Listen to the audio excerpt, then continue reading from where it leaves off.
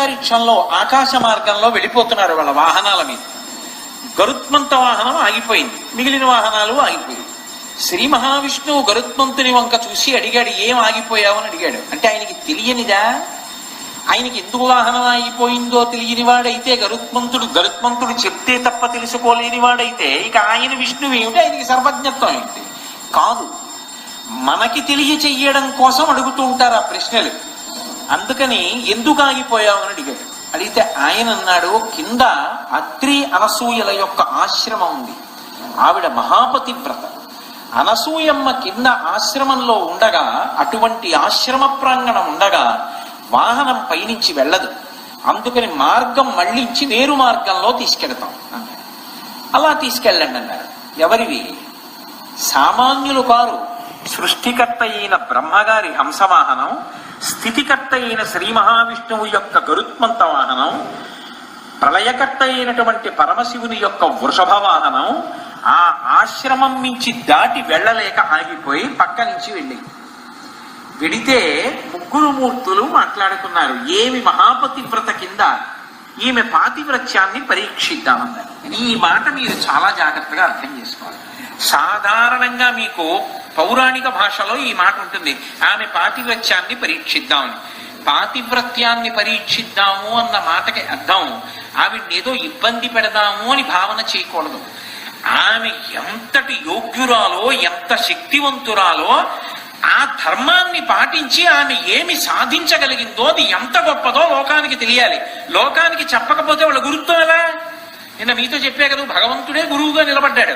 ఎలా మరి లోకానికి తెలియకపోతే ధర్మమునందు అనురక్తి ఎలా కలుగుతుంది? సామాన్యులకు అనురక్తి కలగాలి అంటే వీళ్ళ ధర్మ వైభవం లోకానికి తెలియాలి. అందుకని అది ప్రకటనం చేయించడం కోసం వాళ్ళు చేసేటటువంటి ప్రయత్నమునకు పరీక్ష అని మనం అన్వయం చేయవలసి ఉంటుంది. ఇప్పుడు ముగ్గురు కలిసి బ్రాహ్మణ రూపాల్లో అత్రి మహర్షి ఆశ్రమానికి వచ్చారు. అతిథి దేవో భవ, వచ్చిన వాళ్ళని సాదరంగా స్వాగతం పలికాడు, అర్ఘ్యపాద్యాదులు ఇచ్చాడు, ఉచితమైనటువంటి ఆసనం వేశాడు, కూర్చోపెట్టాడు. చక్కగా వాళ్ళందరికీ విస్తళ్ళు వేసింది అనసూయమ్మ, వడ్డన చేసింది, అత్రి మహర్షిని పిలిచింది, వీళ్ళందరికీ హస్తోదకం ఇవ్వండి. వాళ్ళు ముగ్గురు అన్నారు, మేము ఒక నియమం పెట్టుకున్నాం, మేము తీసుకుంటాం పదార్థం, కానీ మాకు వడ్డన చేసేటటువంటి ఇల్లాలు, ఏ ఇంట మేము వడ్డన చేస్తున్నామో ఆ ఇంటి ఇల్లాలు ఒంటి మీద బట్ట లేకుండా దిగంబరంగా మాకు వడ్డన చెయ్యాలి. అలా అయితేనే మేము భోజనం చేస్తాం, లేకపోతే చెయ్యం. ఎక్కడైనా ఉంటుందా లోకంలో ఇలాంటి నియమాలు? అసలు ఇలాంటి నియమాలు ఉంటాయా? పరస్త్రీని అవమానించేటటువంటి లక్షణం ఉన్న ధర్మమే మన ధర్మం. అసలు అలా అడుగుతారా? అందులో త్రిమూర్తులు అలా అడుగుతారా? వాళ్ళు ఏదో పరిహాసానికో ఇబ్బంది పెట్టడానికో కాదు వాళ్ళు అడిగింది. వాళ్ళు ఎంత గొప్ప తపశ్శక్తికి లొంగరు. ఎంతో తపస్సు చేసినటువంటి వాళ్ళకి కూడా వరాలు ఇచ్చేవాళ్ళు ఎవరు అంటే సృష్టికర్త అయినటువంటి బ్రహ్మగారు, స్థితికర్త అయినటువంటి విష్ణువు, ప్రళయకర్త అయినటువంటి పరమశివుడు. అంతేకాని వాళ్ళని కూడా తమ తపశ్శక్తి చేత మార్చగలిగినటువంటి శక్తి ఎవరికీ లోకంలో లేదు. కానీ మహాపతివ్రత అయిన అనసూయమ్మ యొక్క శక్తిని లోకానికి తెలియ చెప్పాలనుకున్నాడు. అందుకు అడిగారు ఈ మాట. అత్రి మహర్షి తెల్లబోయి భార్య వంక చూశాడు. ఎలా? తన భార్యను అలా ఆజ్ఞాపించవచ్చా? అది చాలా సంస్కారహీనంగా ఉంటుంది. అలాగని మరి అతిథులు కూర్చున్నారు, ఎలా నడుస్తుంది? ఆమె వంక చూశాడు. ఆవిడ చిరునవ్వు నవ్వింది. మీకెందుకు హస్తోదకం వేయండి, వడ్డన చేసే పూచి నాది. ఆయన హస్తోదకం వేశాడు. ఆమె ప్రారంభించండి వడ్డిస్తానంది. వాళ్ళు ఏదో పరిశేచనం చేశారు. ఆవిడేం చేసింది, లోపలికి వెళ్ళి మంత్రాక్షతలు తీసుకొచ్చి ముగ్గురి మీద వేసింది. వేసి, నేను మహాపతివ్రతనైతే ఈ ముగ్గురు శిశువులైపోదురుగాక. ముగ్గురు చంటి పిల్లలై పడుకున్నారు పీటలు. ముగ్గురికి వడ్డన చేసింది, మళ్ళీ అక్షతలు వేసింది, మళ్ళీ త్రిమూర్తులయ్యారు. ఎవరి శక్తి చేత మార్చేసింది ముగ్గురిని కూడా? సమస్త లోకములను నడిపించగలిగిన వాళ్ళు వాళ్ళ ముగ్గురు. వాళ్ళ కాలి కోటి కాంతి కనపడితే చాలు పరవశించిపోతారు.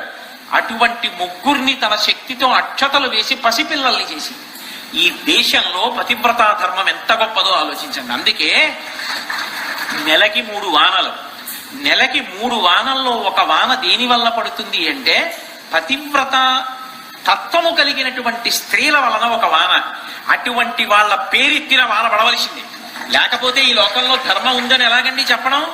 నాకు ఇవాళ నిజంగా బాగుండదని ఊరుకుంటున్నాను, కానీ అనసూయమ్మ పేరెత్తగానే అంత వాన పడుతున్నందుకు ఇక్కడ నాట్యం చేయాలని దేశంలో పతివ్రతలకు ఉన్నటువంటి శక్తి ఎంతటిదో నిరూపణం. కాబట్టి మహాతల్లి ముగ్గురిని పసిబిడ్డల్ని చేసి వాళ్ళకి వడ్డన చేసింది. వాళ్ళు ముగ్గురు అన్నం తిన్నారు. తినేసి ఉత్తరాపోసనం పట్టారు. పట్టిన తర్వాత ఆవిడకు కోరిక పుట్టింది. ఎంతైనా ఆడది కదూ, ముగ్గురికి అక్షతలు వేసి పిల్లల్లా పడుకుంటే ఎంత బాగున్నారో అనుకుంది. మళ్ళీ ఓసారి అక్షతలు వేసింది. ముగ్గురు పసిపిల్లలు అయ్యారు.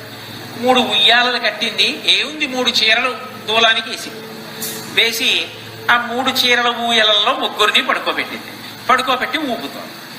ఏడి సృష్టికర్త ఏడి, స్థితికర్త ఏడి, ప్రళయకర్త ఏడి, లోకాలు ఏమైపోతాయి? తల్లడిల్లిపోయాయి. ఎవరిని అడుగుతారు? ముగ్గురమ్మల దగ్గరికి వెళ్ళారు. అమ్మా మీవారేరి ఎక్కడున్నారమ్మా? ముగ్గురు లేకపోతే ఇంకేమైనా ఉందండి? ఒక మహాపతి వ్రత పసిపిల్లల్ని చేసి ఉయ్యాల్లో పడుకోబెట్టింది. ఎక్కడైనా ఎంత తపస్సు చేసిన ఏ మహాపురుషుడైనా ఇలా సాధించడం మీరు విన్నారా? ఒక మహాపతి వ్రత సాధించింది. ముగ్గురిని పడుకోబెడితే ముగ్గురమ్మలు పరిగెత్తుకొచ్చి అమ్మా నీ ముచ్చట చాలా సంతోషంగా ఉంది, కానీ మా భర్తల్ని మాకు అనుగ్రహించు తల్లి అన్నారు. ముగ్గురి మీద అక్షతలేసింది. మళ్ళీ లేచి కూర్చున్నారు. వెళ్ళండి, మీ ఆవిడ బాధపడుతోంది, బయలుదేరండి అని. ఇప్పుడు పరమ ప్రీతి పొందాడు శ్రీ మహావిష్ణువు. అమ్మా ఇది పరీక్షించడము అన్న మాటకు అర్థం. ఏమి మహాపతి వ్రతమమ్మా, నన్ను నేను దత్తత చేసేసుకుంటున్నానమ్మా నీకు అన్నాడు. దత్తత అంటే ఏమిటి? బిడ్డలు లేకపోతే వీళ్ళు అడుగుతారు, అయ్యా మీ అబ్బాయిని మా అబ్బాయిగా దత్తత చేసుకుంటాము అని అడుగుతారు. సృష్టికి విరుద్ధంగా శ్రీ మహావిష్ణువు తనని తాను అనసూయామాతకి అత్రికి దత్తత చేసుకున్నాడు. నేనే దత్తత వచ్చేస్తున్నాను, నన్ను నేను దత్తం చేసుకుంటున్నాను. ఏమని? మీకు బిడ్డని. అందుకని నాకు ఇంకొక పేరు లేదు. ఆత్రేయుడు అంటే అత్రి యొక్క కుమారుడు. దత్త, నన్ను నేను దత్తత చేసుకుంటున్నాను, దత్తాత్రేయుడు అంతే నా పేరు. నేను నీ మహాపాతి వ్రత్యానికి నన్ను నేను దత్తత చేసుకుని కొడుకుగా వచ్చానని లోకం స్మరించాలి.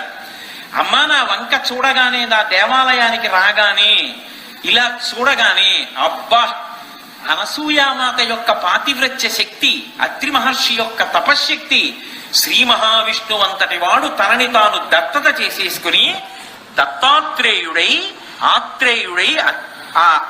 ఆత్రేయుష గోత్రంలో అత్రి మహర్షి యొక్క సంతానం